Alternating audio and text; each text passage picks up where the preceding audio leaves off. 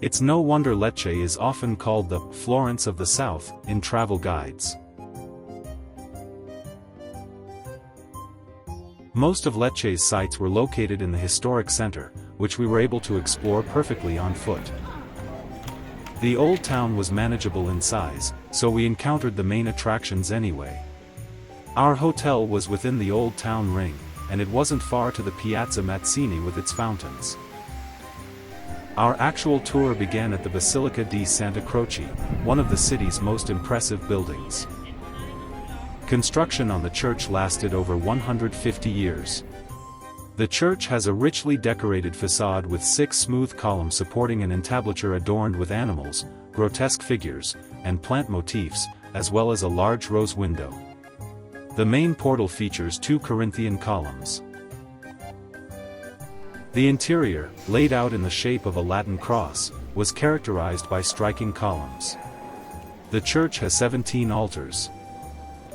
The main altar has an ornate portal bearing the coat of arms of the Adorni family, whose tombs are located inside the basilica. Also noteworthy is the Baroque artwork of Saint Francis of Paola. The nave also boasts a precious carved and gilded coffered ceiling from the first half of the 17th century.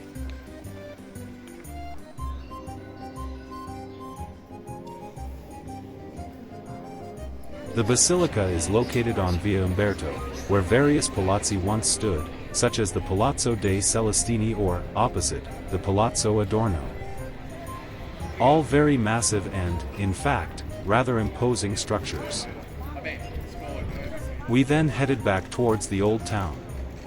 The small alleyways around Via dei Mocenigo, east of the piazza, with their many restaurants and shops, were well worth exploring. Afterward, we took a slight detour to the west and finally reached Via Roberto Caracciolo. The Università del Salento was located on this beautiful street. From the outside, it was difficult to guess that the old building housed a university. The Chiesa del Carmine was directly adjacent to the building. On the way there, we made a detour to the Vicolo Vernazza, whose narrow streets were lined with numerous old palazzi, each more beautiful than the last. The impressive Piazza del Duomo wasn't a central square like in other cities, but rather nestled amidst historic buildings. Besides the Baroque Cathedral of Lecce, a small chapel, and the Diocesan Museum, the cathedral's campanile is particularly noteworthy. The bell tower is considered an important symbol of the city.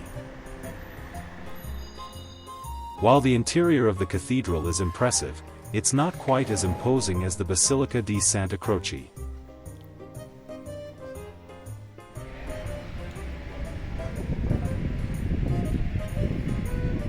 The Piazza Sant'Oronzo was Lecce's old trading square and the heart of the old town.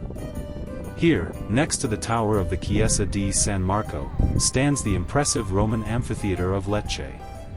Behind it lay the excavated site of the castle of Charles V.